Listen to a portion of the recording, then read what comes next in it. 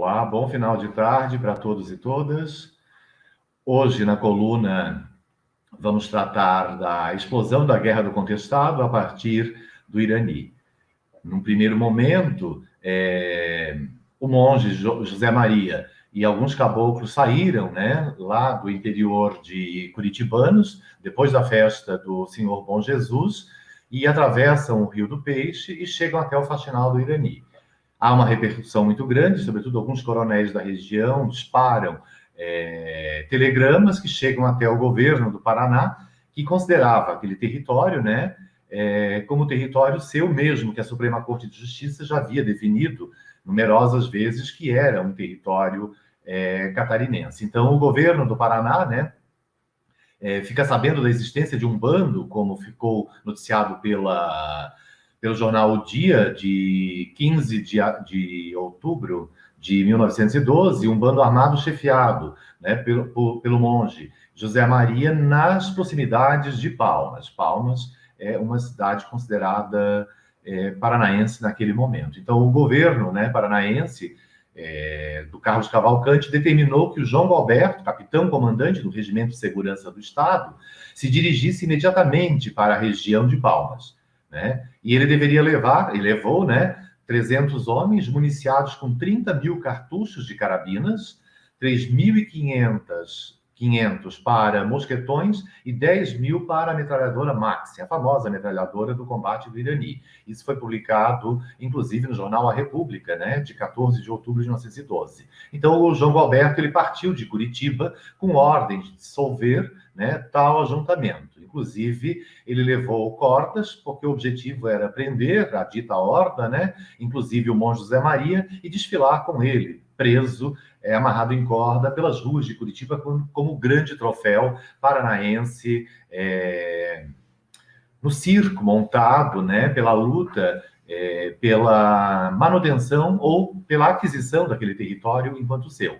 Então, o Regimento de Segurança com João Galberto, né, com o capitão João Galberto, ele sai de Curitiba no dia 13 de outubro e, né, segue de trem até a cidade de Porto União da Vitória.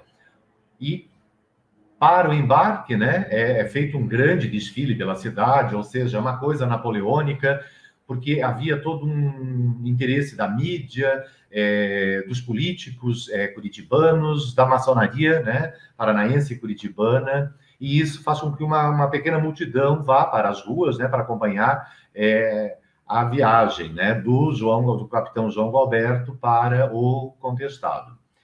E, né, então, o governador determina que se faça, né, justiça e que se tire esses ditos catarinenses amontoados com o monge do território paranaense. Então, as tropas, elas chegam, né, em Porto União da Vitória no dia 14 de outubro, já no dia 15, no dia seguinte, né, elas seguiram em direção ao território de Palmas pela estrada carroçável de Palmas, passando por General Carneiro hoje, né, que era o antigo Passo da Galinha, e não são muitos quilômetros, né, mas foi uma longa caminhada.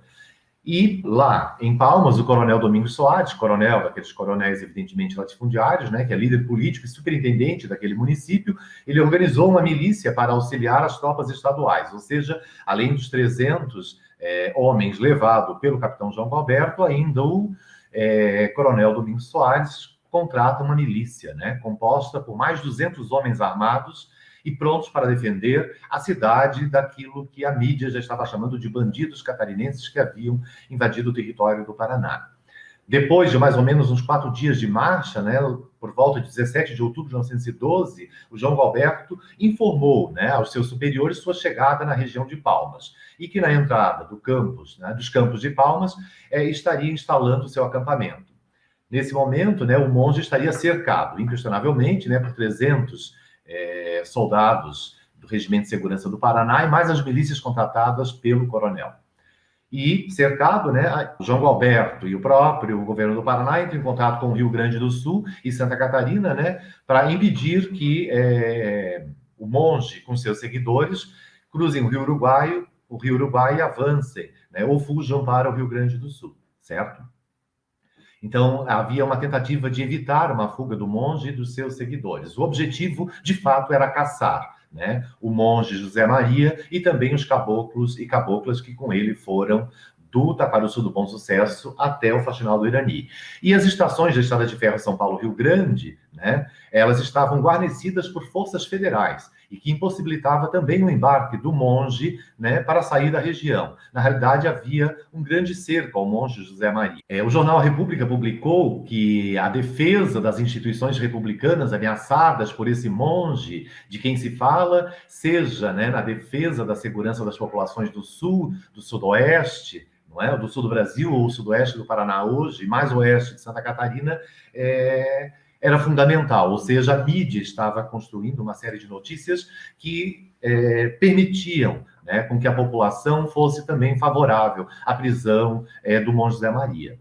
E a Sociedade de Rio Branco de Curitiba, né, estava disposta a cumprir o seu dever de defender os interesses do Paraná, porque havia todo um movimento paranaense de se manter, não é, com um território que fosse do Paranapanema até o Rio Uruguai, ou seja, o Paraná queria, de fato, o território contestado. E depois de montar acampamento na entrada de Palmas, né, já nos campos de Palmas, hoje em Santa Catarina a gente chama de campos de altitude, e de ter enviado uma parcela das suas forças do Regimento de Segurança para proteger o município, João Galberto determinou que um contingente seguisse, não é, até o José Maria.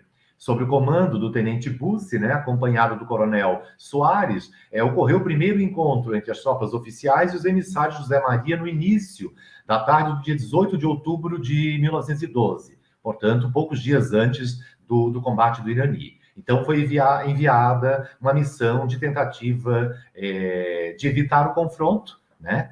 Mas, provavelmente, o objetivo mesmo do João Galberto era promover o confronto, né?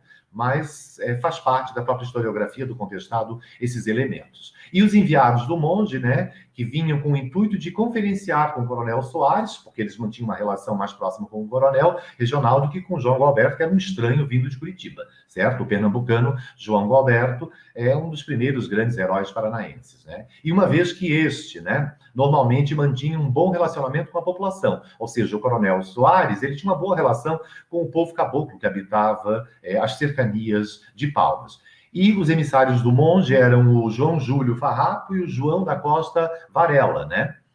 E solicitaram que o povo do monge, o povo que seguia o José Maria, não fosse atacado, pois as atitudes, né, do monge e dos seus seguidores eram pacíficas e tentaram esse acordo de paz para evitar, evidentemente, um confronto.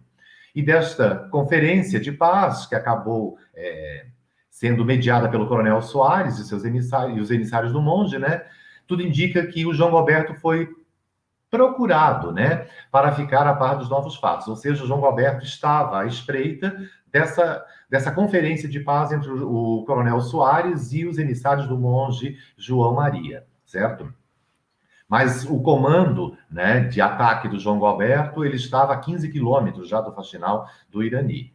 E o João Galberto, então, ele comunicou, né, que daria franco combate a todos, né, que forem solidários ao monge. Né? Ele geraria uma guerra de extermínio, ou seja, na literatura sobre o contestado aparece essa frase do João Galberto, né, comunicando, né, que ele dava voz de prisão e de combate àqueles que protegessem o monge ou que seguissem com ele ou que não obedecessem, evidentemente, às suas ordens. E o José Maria não foi ao encontro, porque o João Galberto queria, né, que o monge fosse a esse encontro para facilitar, evidentemente, o processo de sua prisão.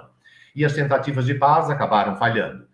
Então, às 3 horas da manhã do dia 22 de outubro, não é, de 1912, as tropas puseram-se em direção ao Faxinal do Irani e começavam a surgir os primeiros raios de sol quando João Galberto ordenou que o pelotão de infantaria sitiasse 3 casas que estavam localizadas a uma pequena distância das tropas, iniciando praticamente ali o primeiro combate da Guerra do Contestado, o início da Guerra do Contestado oficialmente, ou seja, o acordo de paz dos emissários do monge, né, com o coronel Soares não deram certo. Eu acredito que havia, evidentemente, o interesse do próprio João Galberto que tivesse uma refrega, uma batalha, porque um soldado ele tem que vencer uma batalha, né? E ele voltaria para Curitiba como grande herói paranaense, não é? Que retirou o povo que invadiu o território que o Paraná considerava seu. A continuação, não é?